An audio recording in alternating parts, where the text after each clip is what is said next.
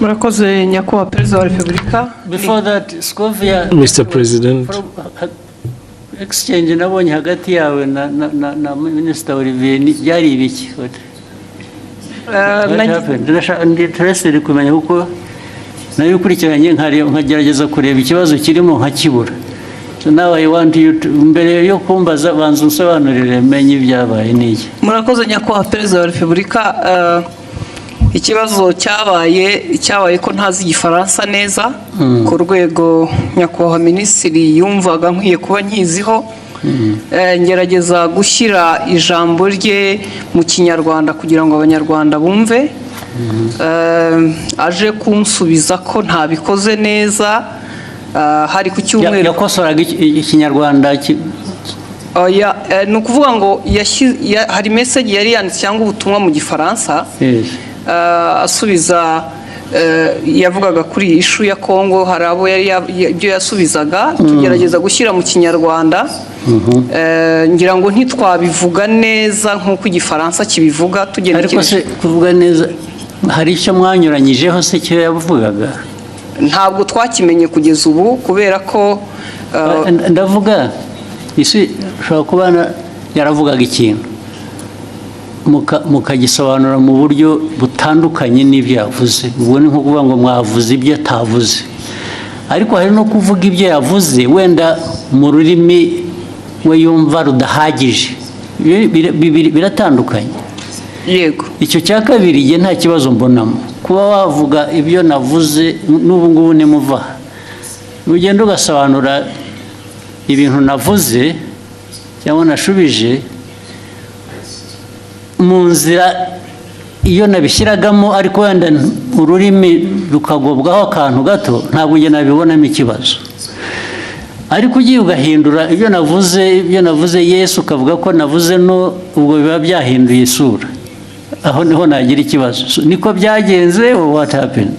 Ntabwo twigeze duhindura icyo yavuze, nuko tutakivuze mu Gifaransa ngira ngo cyanyacyo, kuko na message utabisobanuye mu Kinyarwanda ngo gihwanye n'igifaransa cyiza yavuze.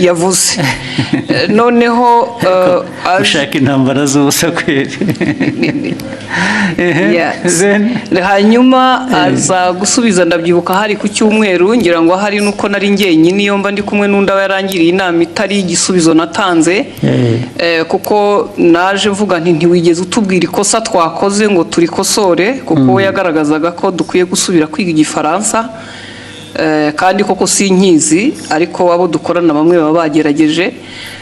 Ngira ngo naho habaye kutumvikana na nyuma ndisegura kuko ntari ku rwego wenda rwo gusubiza. Ariko wiseguriraga iki? Ko nashubije Minisitiri ndi umunyamakuru muri urwo buryo. N'ubu ndacyasaba imbabazi. Bishoboka ahubwo azagusaba imbabazi ariwe, kuko ibi bya protocol ibya Janesse ntabwo birimo protocol. Yes, ndabona ushaka icyo kintu ndashaka kuko nabonye hari ugusaba imbabazi sinabyumva.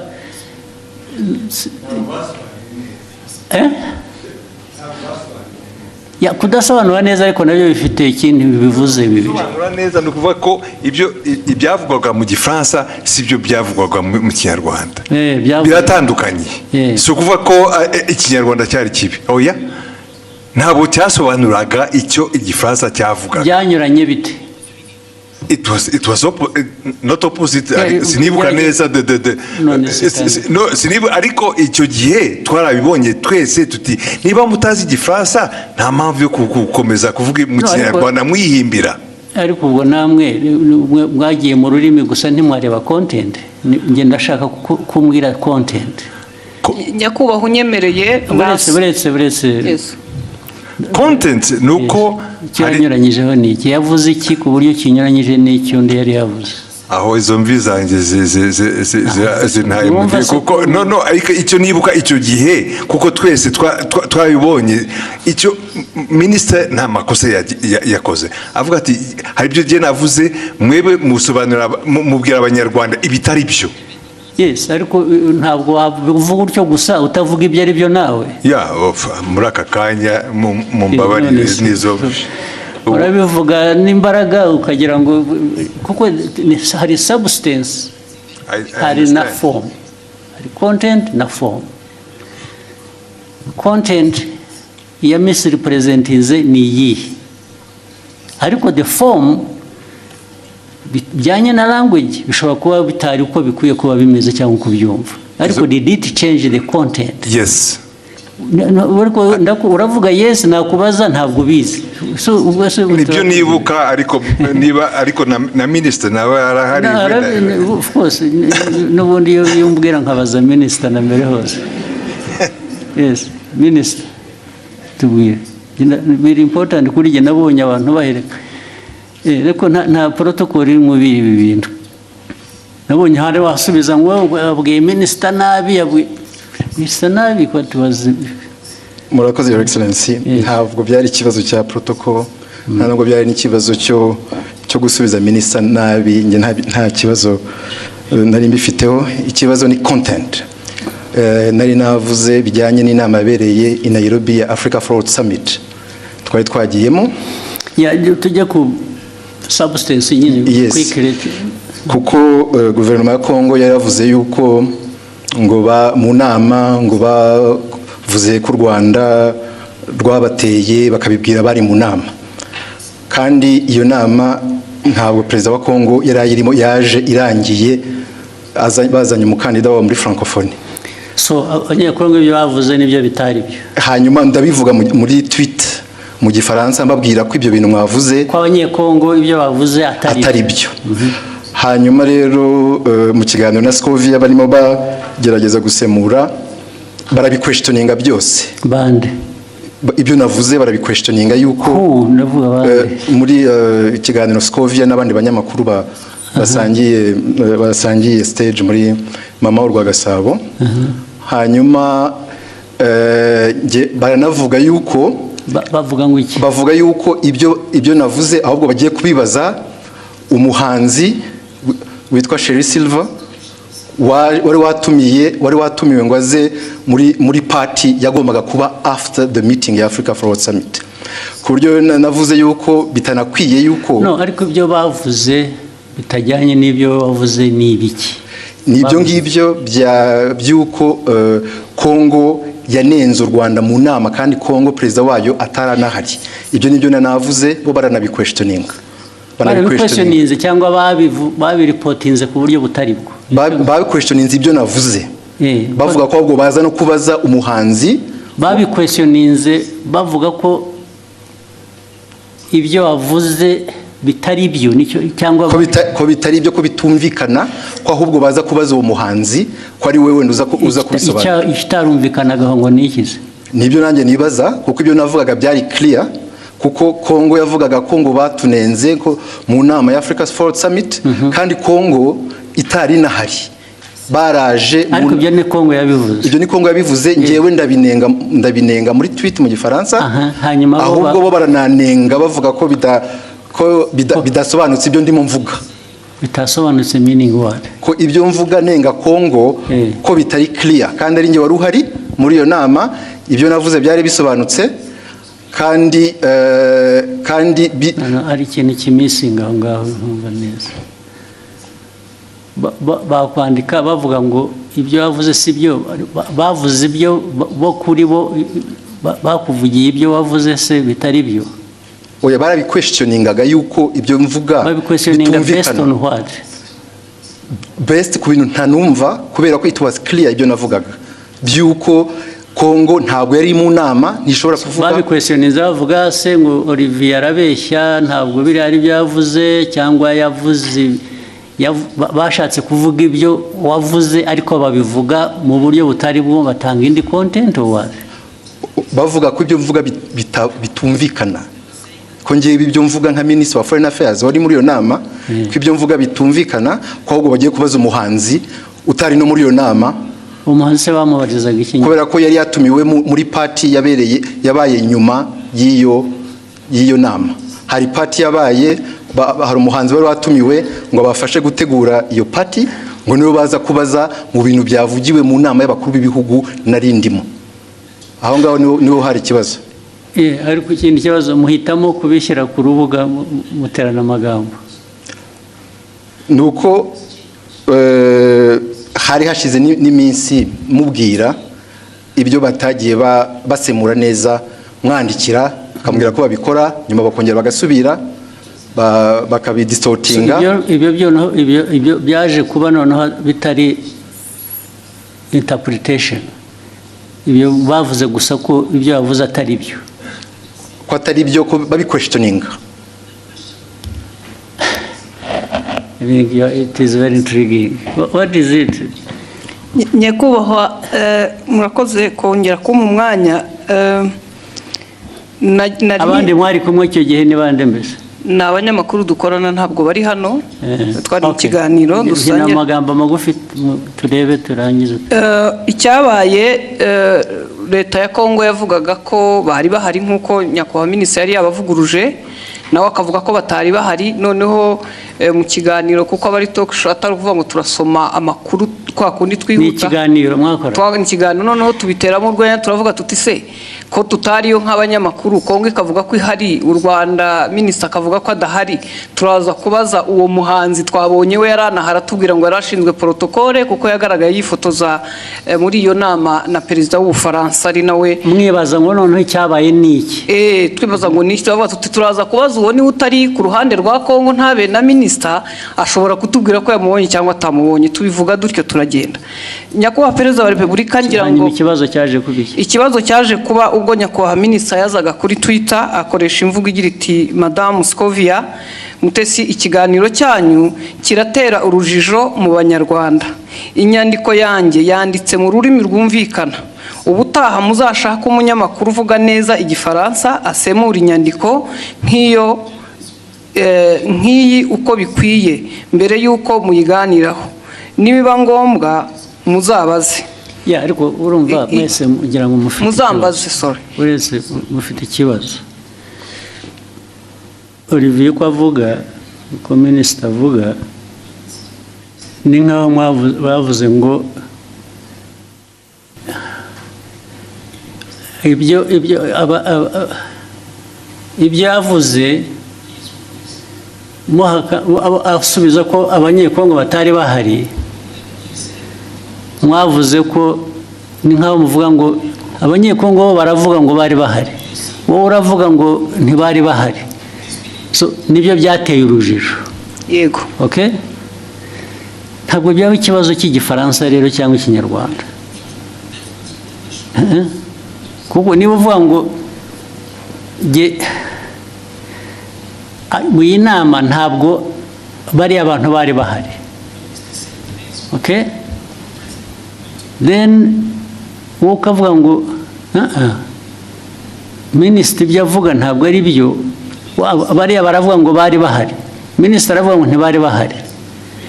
Icyo kikaba ari cyo kiba ikiganiro, ntabwo ari ikibazo cya interpretation.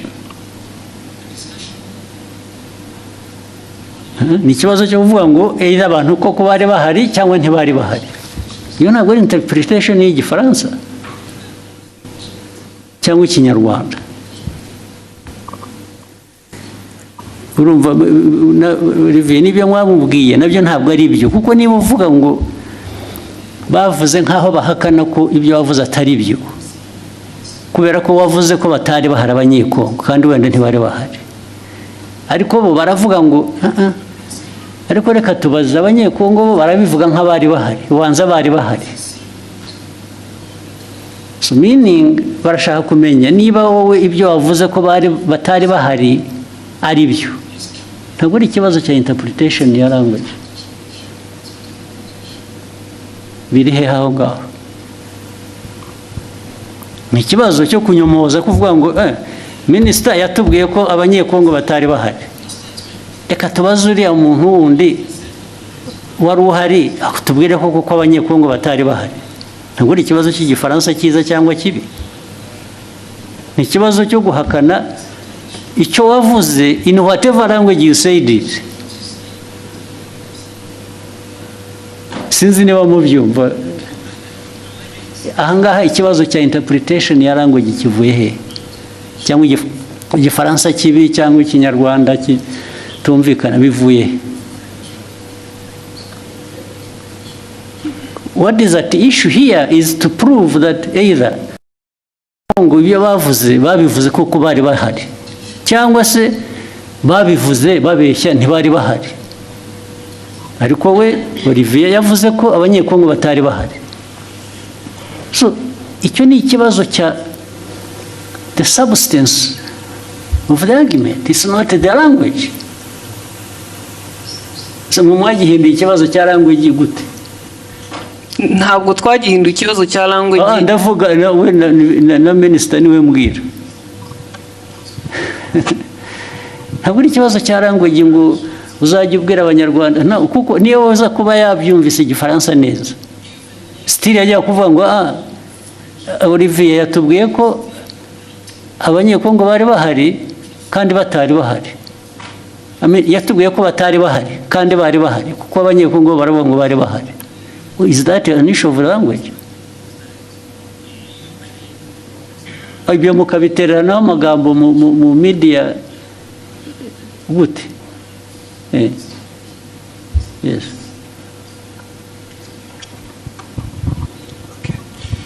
Mwakoze kutwemerera kuba dufite telefone. Nitwa Mutuyezo Swald. Byose narabikurikiye. Ndetse nanjye nagize comment kiraho minister aranyandikira kuko nanavuze ngo bakwiye kuba babiganiriye mu gikari. Bitari ku Karubanda. Minister arambwira ati byari maze kuba byinshi. Nge uko nabikurikiye nkanabisesengura impamvu minister yazanyemo ikibazo cy'igifaransa ni impaka n'indende ntago ari kiriya gice cyonyine. Hari ukundi babisemuraga ukumva harimo makosa. Ntekereza ko rero mubabaje nge mbona hari ababirigi nibo babazwa nuko nta nubwo bababajwe rero na content nukuri abantu bababajwe na language. Yego. Mu buryo basemuraga birashoboka ko ni isesengura ryanjye minister atekereza ati ubwo niyo conclusion bakoze ishingiye kuko baba batari kumva neza ubutumwa. Mpagurutse ngira ngo nkemure iki kibazo n'umuntu yandikira arambwira ati ndabizi ko wabikurikiye saba ijambo ukemura ikibazo. Noneho iyindi interpretation kari akantu ka Sheryl Silver Scovia yagakubisemo nk'uwiterera urwenya ntabwo byari ibintu biremereye. Ariko minister aravuga ati mamorwa Gusaba irakurikirwa cyane aba bakurikira bakeneye amakuru atomoye azirurujije. Ariko amakuru yarari aho ngaho nayahe ko nta kira kibazo cyari gikomeye ko Perezida wa Repubulika kumva abanyekongo bavuga ko Perezida yarahari kandi yaraje byarangiye ndavuga Tshisekedi. So noneho minister yari itonza ashishimura message azingo arabwira abanyekongo noneho babazwa no kubona abantu baje bagasa nk'abayigabanyiriza ubukana ariko ni ibintu bashoboraga gukemurira mu gikari. So ni ibyo rekano yo gutinda n'ubwo bavuga kubikemura je ntabwo ndabona ikibazo cy'icyo ubanza ariko mwarabuza akazi muri nkora gusa ariko naba ministers mwajya muri yo argument harimo iki ko ntaracyumva n'ubu. Albert wahoze kuvuga cyane mu zirukomeye we substance aho ngaho yabaye yihige ko nayumva yazanye intambara mu bantu bakabiki batuwazi. Nashatse nantuza ndanayibonye wa mugani byatangiye ari uko abanyekongo ubwabo batangaje inkuru itari cyo kwa kundi ibyo okay. So noneho minister arabasubiza babwira ati ibyo mwavuze sibyo nta nubwo Perezida yari ahari cyangwa exactly. Hanyuma muri interpretation noneho toko yavuze ati iki kiganiro cyanyu kiratera urujijo mu yamahanga. Urujijo rwatewe n'uruhe mbese bari urujijo mu Banyarwanda.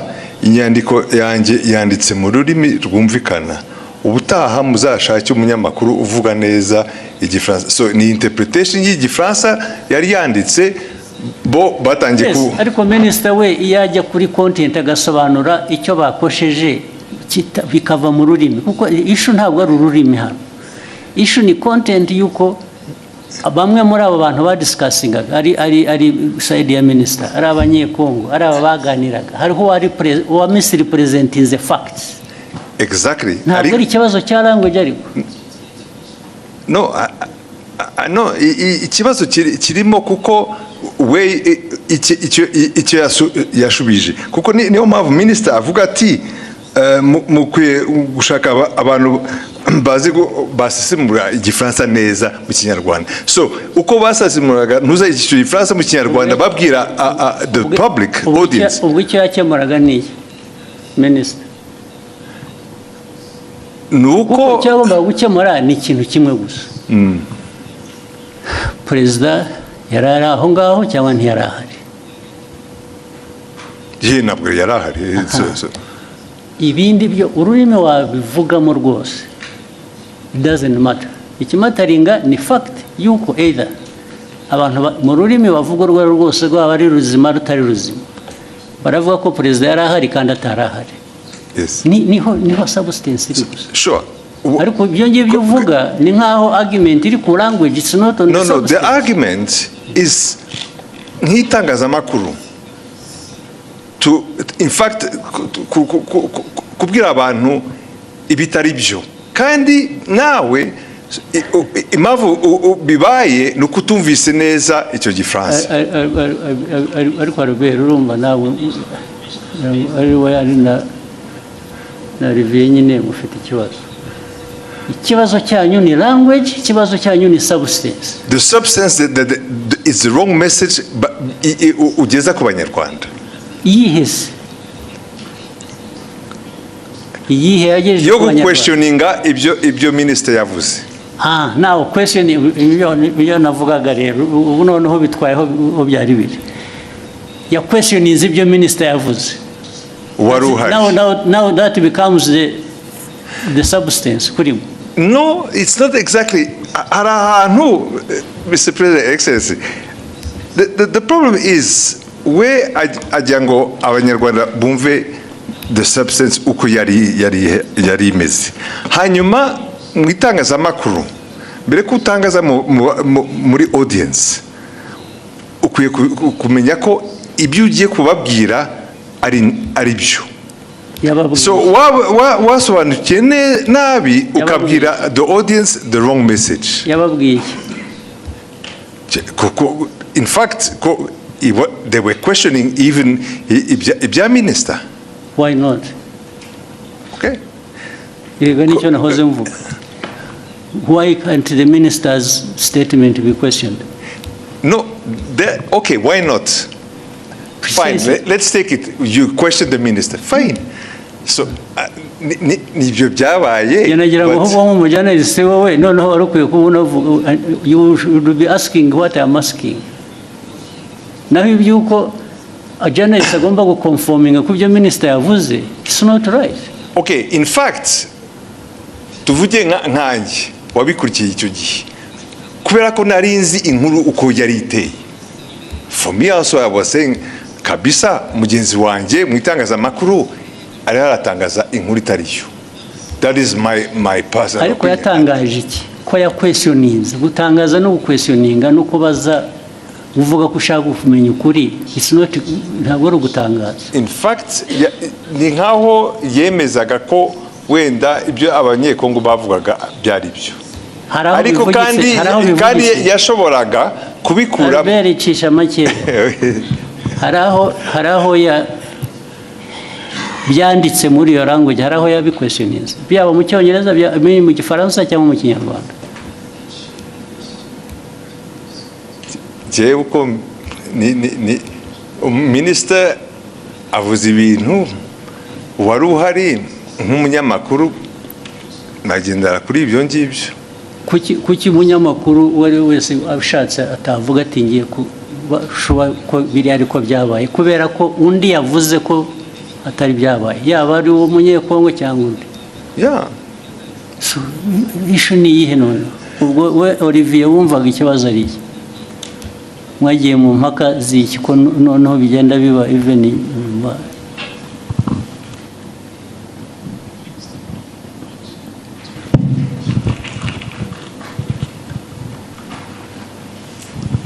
murakoze your excellency. Byatangiye kuri ishu yo gusemura mu kinyarwanda kuko bari mu kiganiro nk'abanyamakuru bane uko bagendaga basoma iyo tweet mu gifaransa bagerageza kuyisemura ariko bayisemuye banyuranya n'iki specifically ndashaka ko tuba specific bikava mu bintu bya rusange gusa barabisemuye batanga wrong impression y'ugute n'iki batanze distortinze muri nk'urugero nabaha kuri ibyo bya Kongo ko yari hari cyangwa itari hari ku buryo hari ngira ngo Scovia yageze aranavuga ngo ariko ngo wenda bashobora kuba bari bahari ariko perezida atarahari perezida wa Kongo ariko Kongo yari hagarariwe kandi njye navuze yuko the chair was empty kandi byari byo chair ya DRC nta muntu n'umwe wari uriho nta n'abantu bari bariho fine kubera ko wavuze akavuga atyo icyo bajyaga kumusubiza ni ukumubwira ngo no actually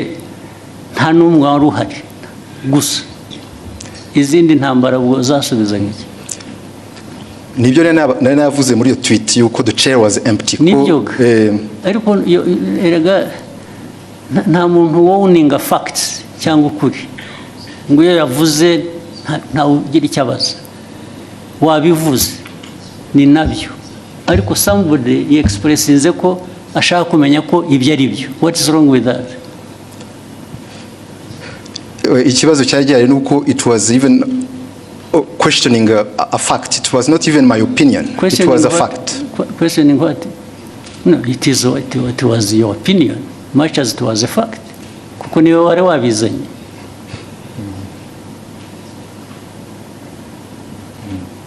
Your opinion can be a fact, much as it may not be a fact.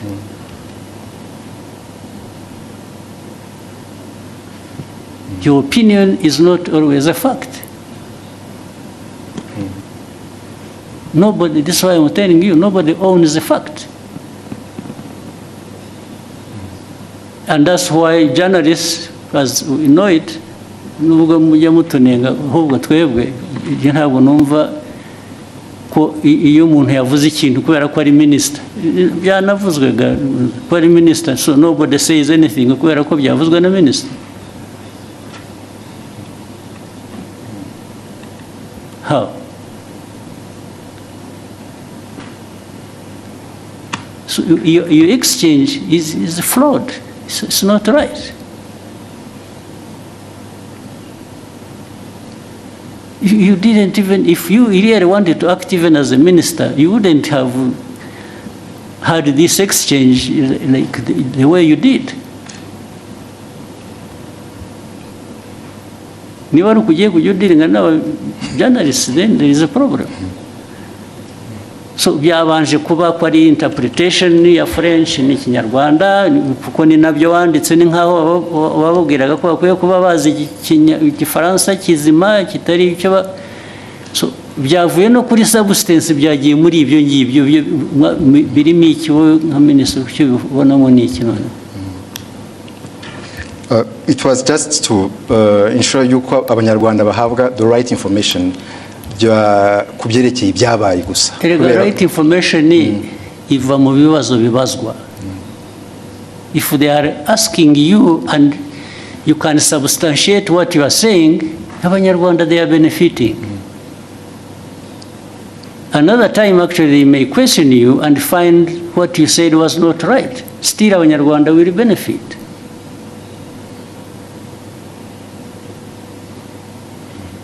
Because Olivie does not have a monopoly of facts. Do you? No, I don't, sir. Hey, so.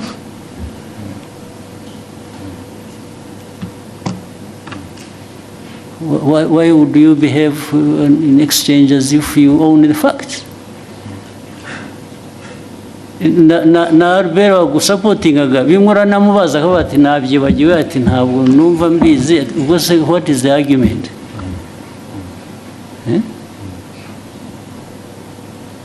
Muvaneho akajagari muza.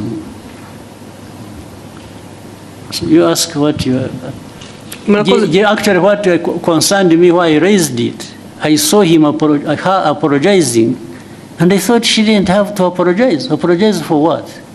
nasabye imbabazi kubera ko ndi umucuruzi mfite televiziyo minisitiri kuvuga ko tutize dufite ibintu bitameze neza nshobora gutakaza isoko nagombaga kujya mu ruhande rumeze rutya ariko kuri jyewe waritakaza wapologizinze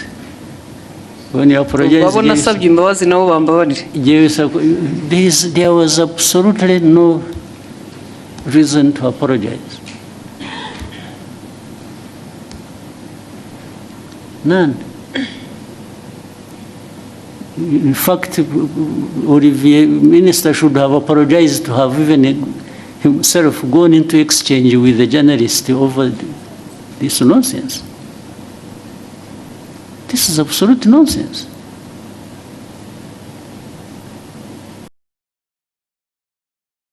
Okay, go ahead.